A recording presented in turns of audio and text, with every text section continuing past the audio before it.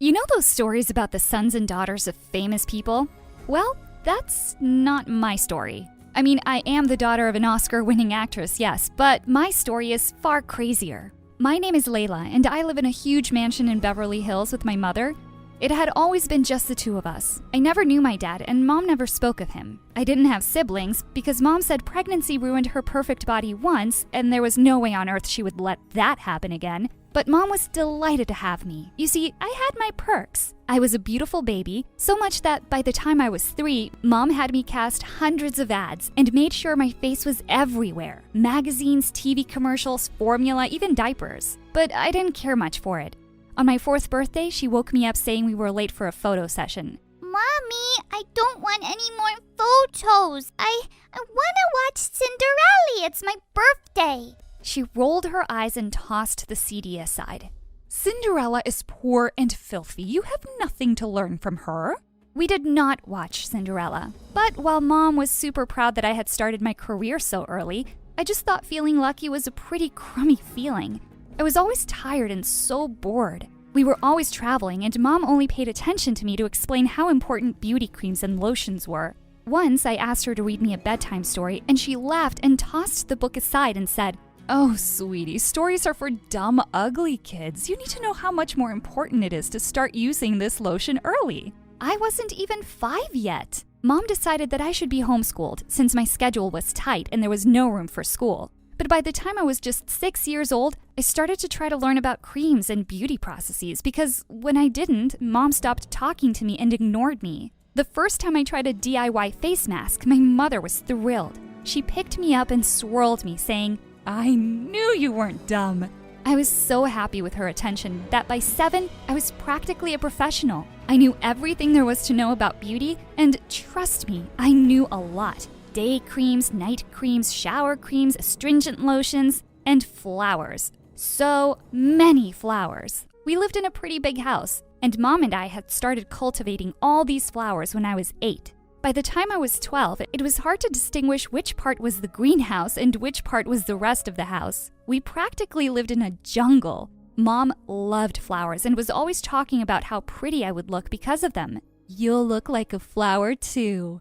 I was so curious that I tried to add some flowers to my plate, and to be honest, it didn't taste bad. But Mom wasn't the only one obsessed with beauty, and once she finally allowed me to go to school, I began to realize everyone was obsessed with beauty. Not only was I famous, but I was also a living encyclopedia of DIY beauty hacks, so obviously every girl wanted to be my friend. One day they all started to beg me to take them home. "We'd love to see where you live." I was thrilled. I'd never had any friends over. But as soon as we got home, they ran to Mom and said, "Oh, MG, we thought we'd never see you." One of them actually said, "Adopt me so I can be as pretty." My mother was delighted with my new friends. She turned to me and said, "At least you're smart enough to be friends with the right kind of girls." Then she spent hours talking about flowers and beauty. Pretty soon I realized that I didn't have any real friends. Everyone just liked me so they could be beautiful. I talked about flowers at home, I talked about flowers at school. I was beginning to lose my mind. Luckily, around that time, Mom took me to the Cannes Festival. That's when my entire life changed. We went to see an art exhibition of this famous artist and the paintings. That was a whole new world for me. And suddenly, I realized I wanted to do that. I wanted to paint flowers. I immediately signed up for art class at school. I became obsessed with it. A few years of practice, and I was getting really good at it. It was my hiding place because my friends just wanted to drag me to the mall all the time. "You're so lucky to have your mom. Mine doesn't understand anything about beauty or fashion. She lives in flip-flops." Oh gosh, don't even get me started on mine. She doesn't even know what a primer is. But now I started to care even less about fashion, and that translated to my clothing quite quickly. One day, we were walking through Rodeo Drive, and my mom looked uncomfortable. I was enjoying a greasy bagel. "Honey, people are staring at you." "So?" "You're not even wearing makeup." "So?" She stopped walking and looked at me desperately. "You look ugly." I realized we were in front of the beauty salon. I sighed and we got in. It was still nice to share a moment with my mom from time to time. This was the only place where she was really happy. "Layla, it's been so long since the last time you were here." The shop owner put on her glasses and scanned my face closely. Oh, that porcelain skin, no makeup at all and still perfect. It reminds me of your mom's younger days. My mom looked at her annoyed and didn't smile again throughout the entire day. I got the impression that something changed inside her after that. She became more obsessed with creams and lotions and makeup and fashion, and the day I said, I want to go to art school when I graduate, she snapped. That beautiful body of yours is not going to last forever, you know? Do you know how lucky you are to have inherited my genes? All your friends would kill to be in your place. Maybe I don't care about beauty or fashion. Maybe I don't care about your stupid creams. You seem to like my friends more than me, so why don't you throw me to the street and adopt them? Oh, honey, they are not even half as pretty as you are. I went to my art studio and continued to paint. Mom followed me and looked at all my pieces with disgust. There's no future in the art world, honey. You should take advantage of your beauty while it lasts. Like you did? It doesn't look like it worked. What are you talking about, you little brat? Look around you.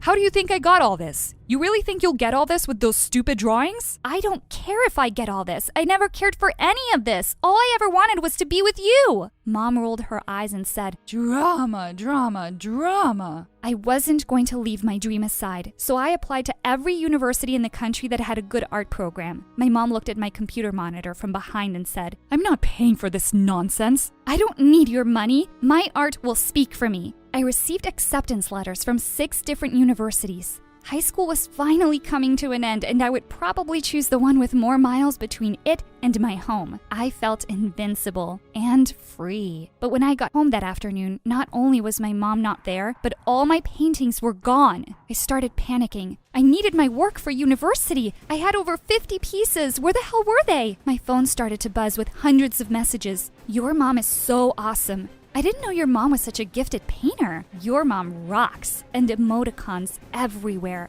Mom? A painter?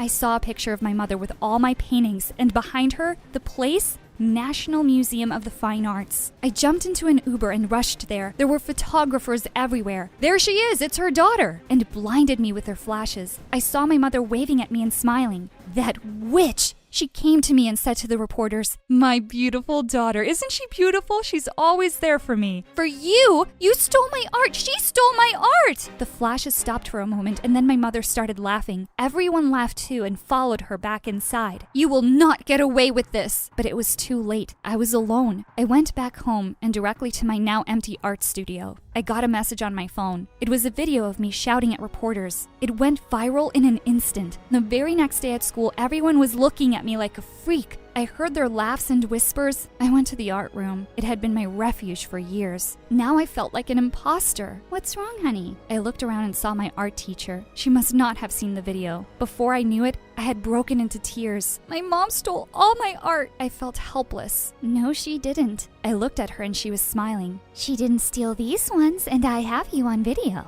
What? I always film my students. It's for academic purposes. She handed me a tape with a smile. I looked at it for a moment. I was so angry I thought of taking it directly to the news. But then I thought of my mother. This would ruin her. This is your art, your life. Don't let anyone take that away from you. Fight for it. And so I did. I went to the news and gave them the tape and explained everything. And that too went viral.